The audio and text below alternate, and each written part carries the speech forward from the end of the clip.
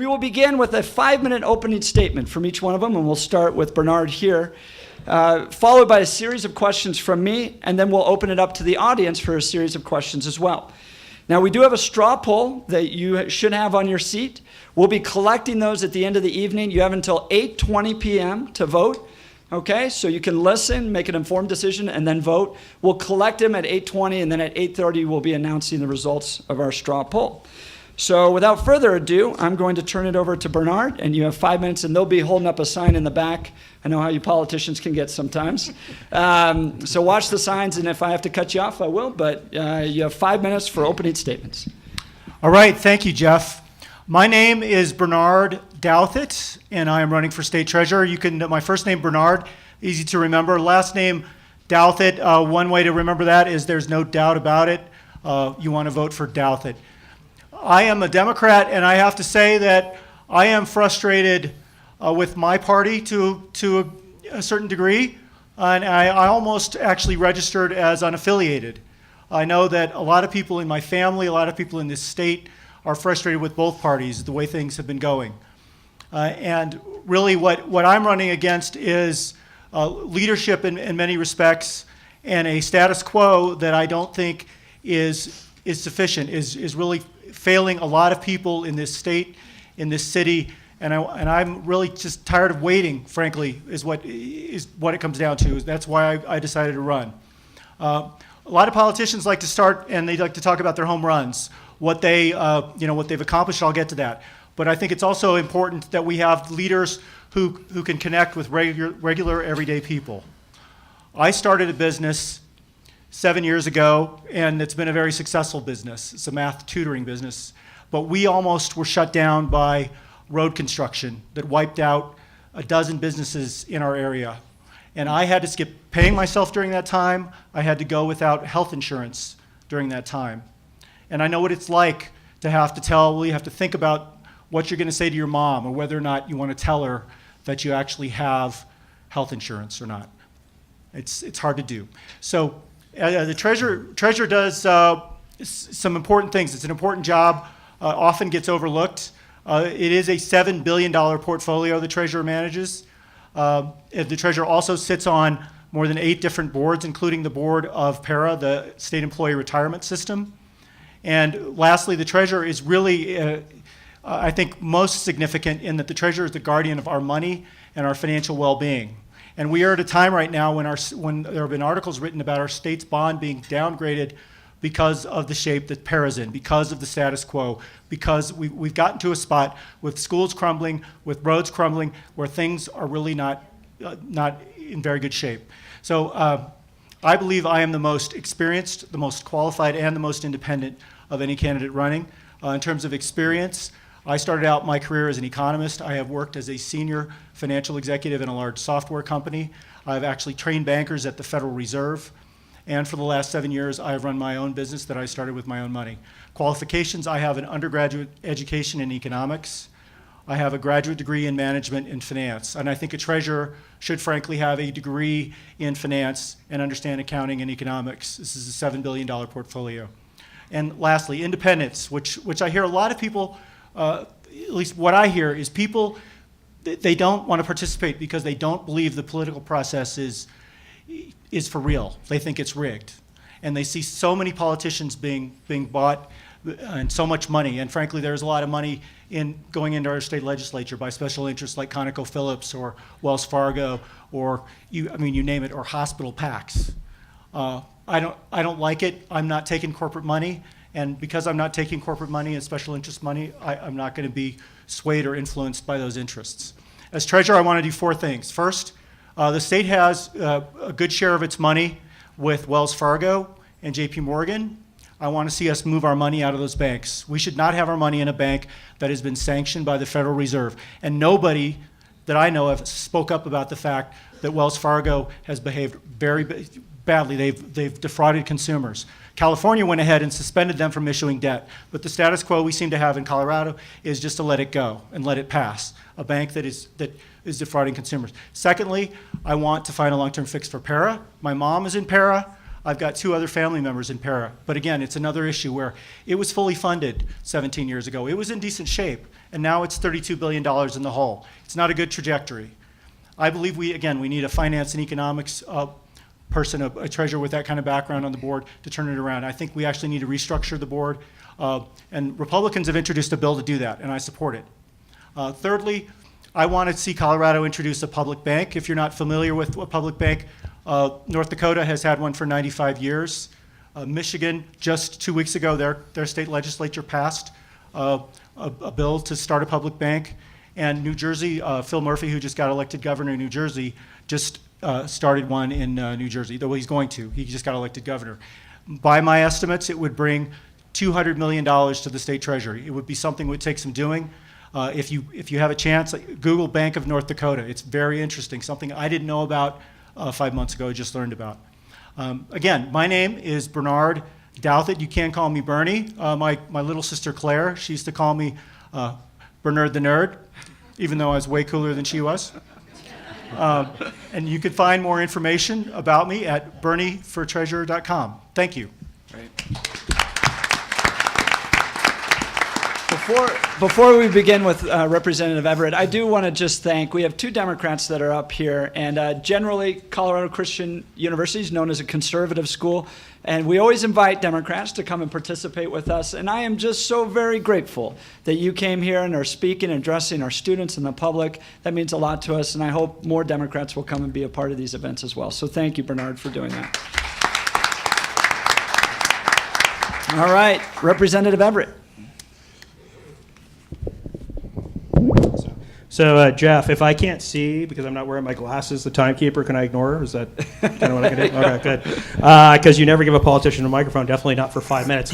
Hi, I'm State Representative Justin Everett. I'd be honored to be your next state treasurer. You know, I'm glad to hear that, and first of all, thanks for coming, but I'm also glad to hear that you read off almost everything the state treasurer does, because during all my speeches, and we've made a few over 48, 49 counties and 50,000 miles in the car, but the state treasurer basically does 3 things, the 3 most important things. Oversees the unclaimed property office, which is a little bit of a mess, and that's because of our public employee system that we need to deal with. Number 2, manages north of $6 billion in cash funds. And then also the big enchilada serves on the board for the Public Employer Retirement Association, PERA, which could be up to $83 billion, B as in boy, underfunded.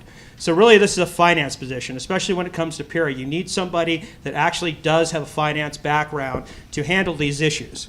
So I have an MBA in finance. I used to do investment management and cash management for small businesses in my private life.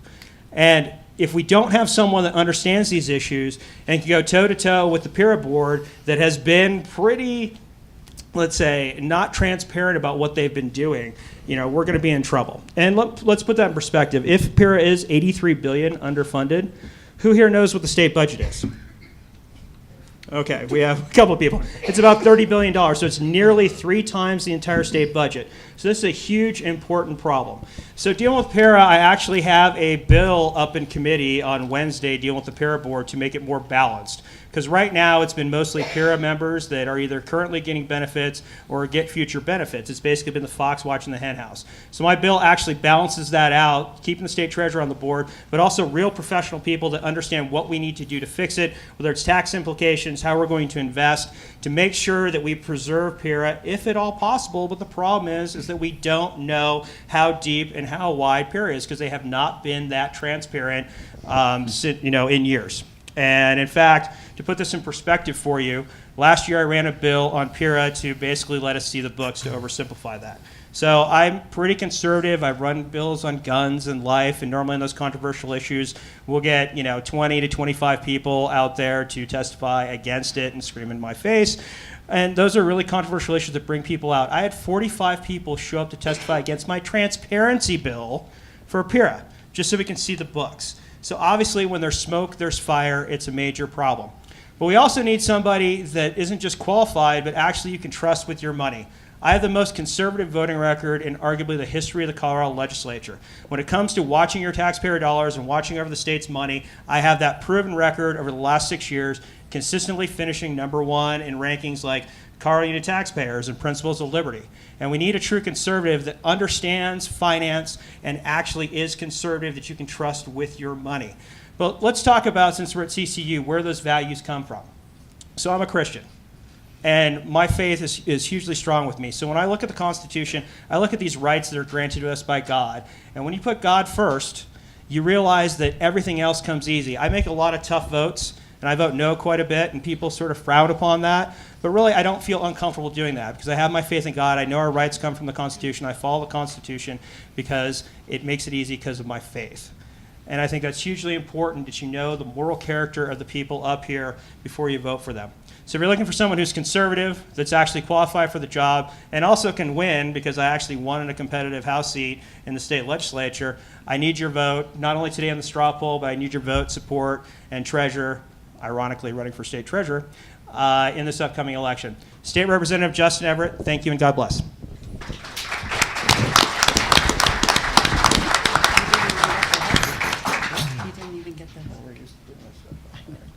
All right. Representative Lawrence. Thank you, Jeff. Good evening. I'm Polly Lawrence, and I am also running to be your next Colorado State Treasurer. And I see a lot of folks in here. There's some folks that I do know and a lot that I don't. So let me just give you a little bit of background on myself. I am an owner of a local construction company that's been in business since 1924. I actually married into the business when I married my husband, who's sitting in the back row. And when I married into the business, I didn't go into the office where he was working at the time. I actually went into the field, and I was a flagger to start my career in the construction industry. I was that girl standing on the side of the road with the stop sign. And once I proved myself as a flagger, I did eventually move into the office where I learned the estimating, contract management, and managed some construction projects for the company. But I also learned the banking, bonding, finance, and handled some of the union negotiations for our company.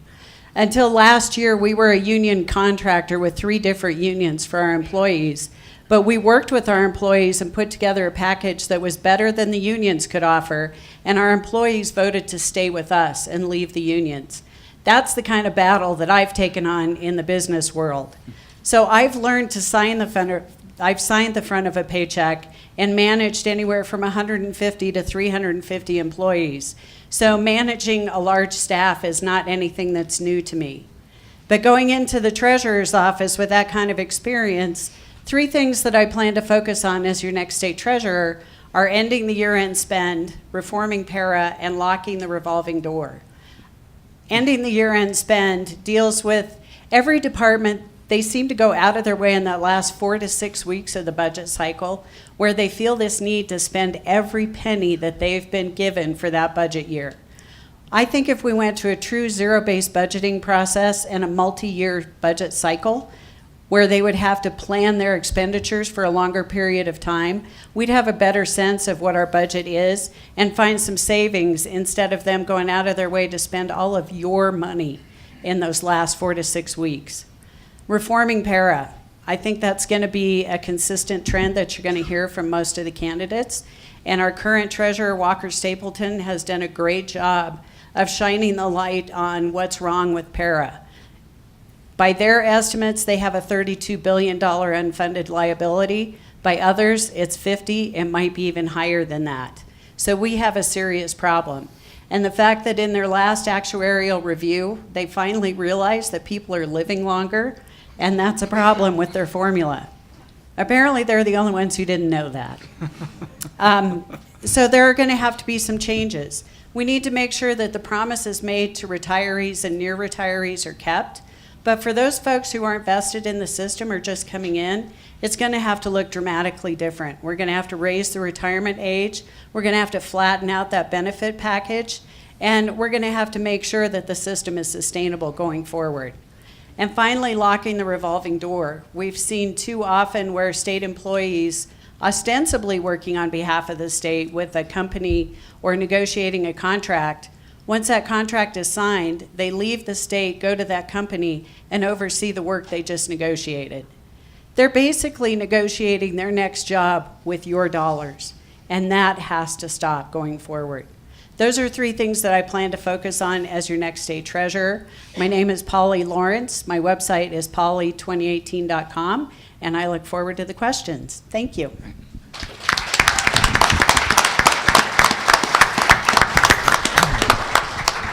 Senator Lundberg. Thank you, Jeff. I appreciate the opportunity that you afford all of us here.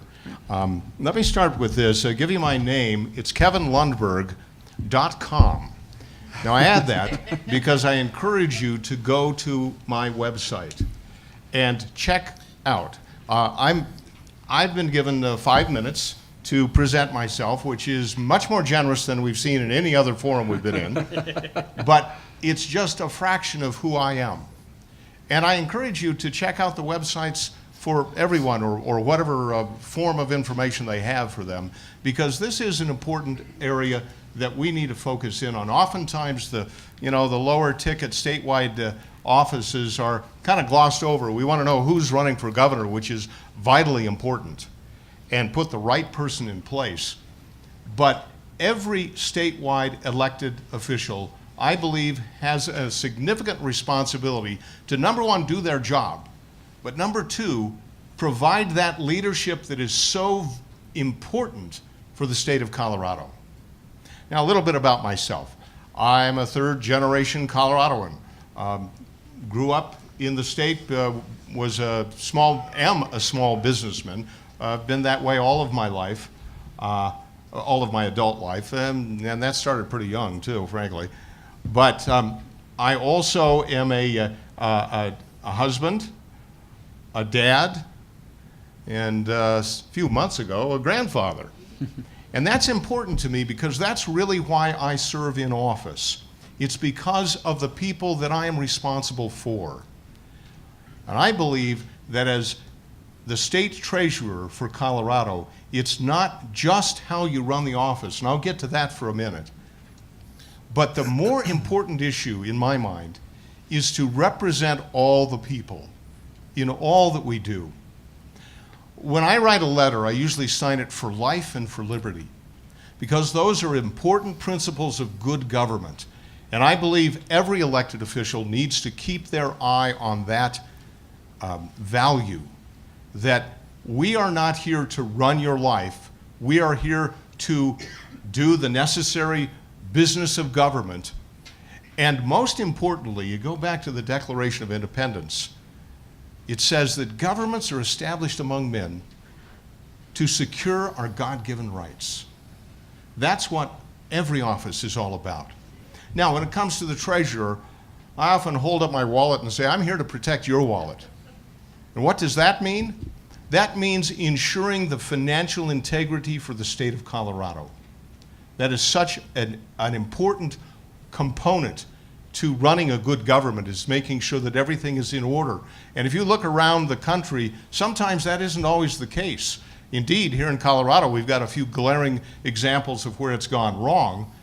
For the most part, though, I think we balance our budget and we pay our bills, but there are areas that need to be corrected. Now, why am I the guy who could fulfill this job? Well, I've been in the legislature for, well, this is my 16th year. Currently, I'm the chairman of the Senate Appropriations Committee, and I serve on the Joint Budget Committee, and I've served on most of the other committees through the years. But I've learned about all of the various mechanisms within state government.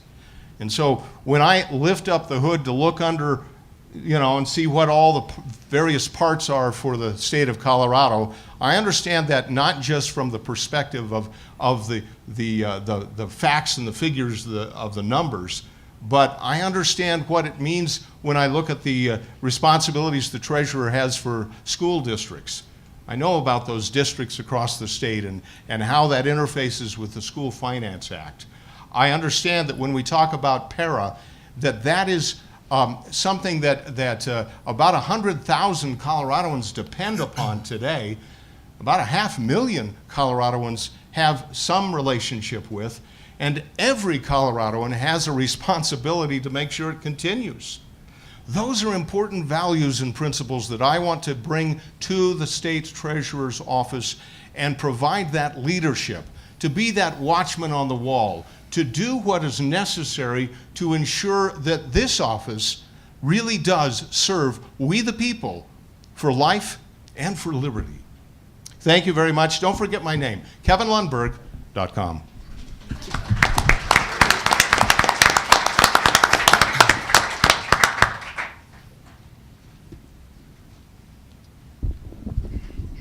Charles, it's all yours. Thank you. See if this works. Can you hear me? Yep.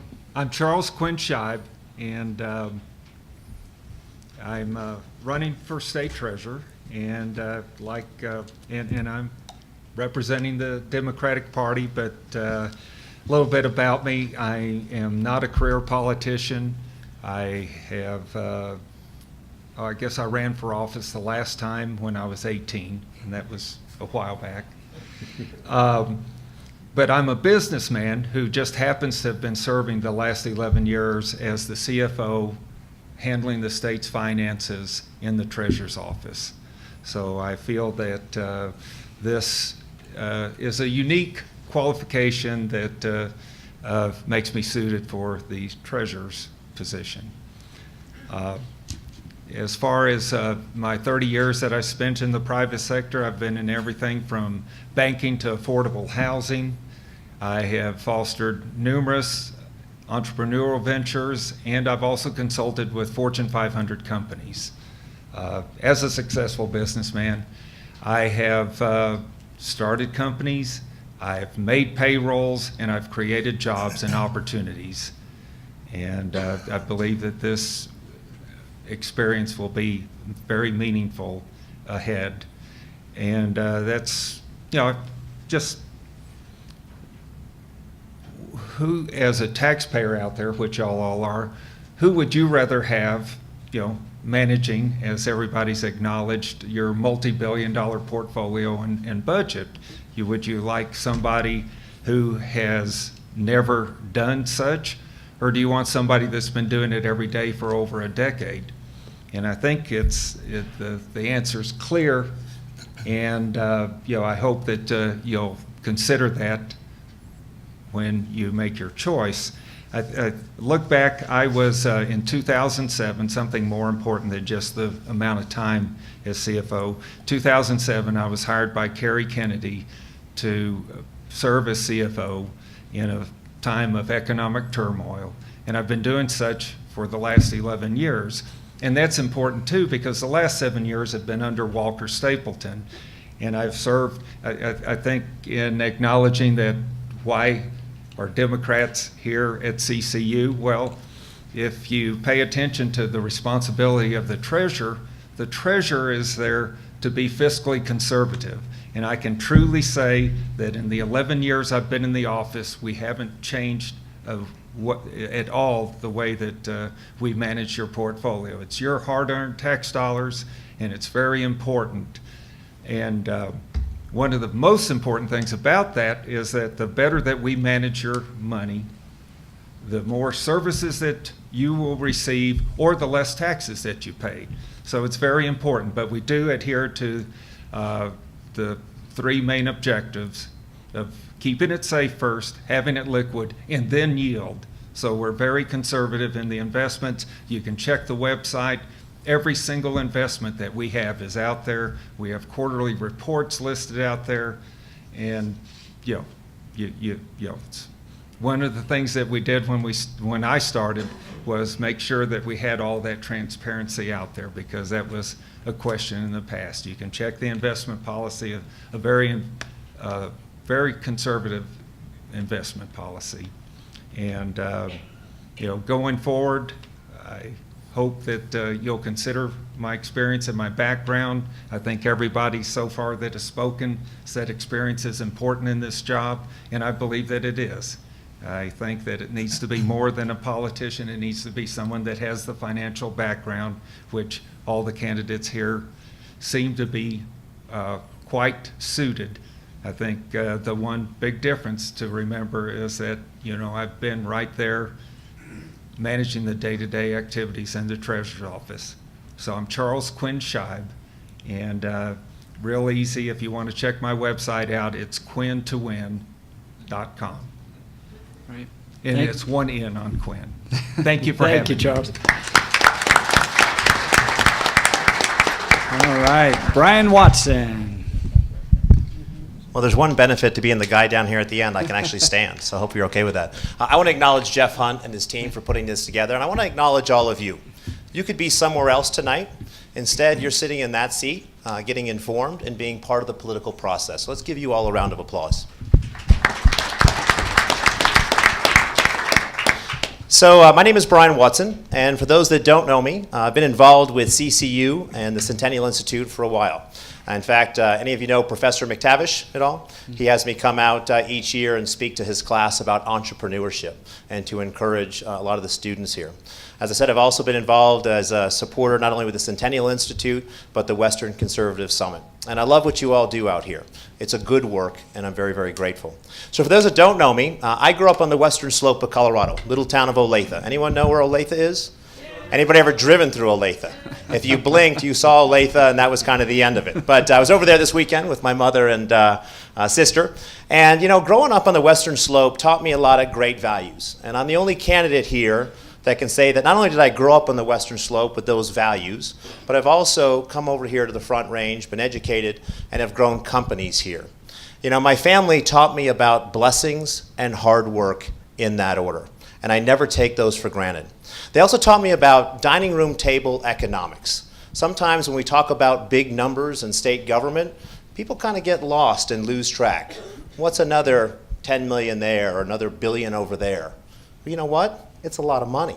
And we need to make sure that the state remembers that it's the people's money. It's not the state's money at the end of the day. So anyway, I grew up over there and went to school up in Boulder and got a degree in real estate. And I started my company called North Star Commercial Partners 18 years ago. And I started above Ted's Montana Grill down on Larimer Square. And since then, we've been blessed and fortunate in building it into a company where we get to employ about 60 people. And now we own assets in 16 states throughout America. Why do I tell you that?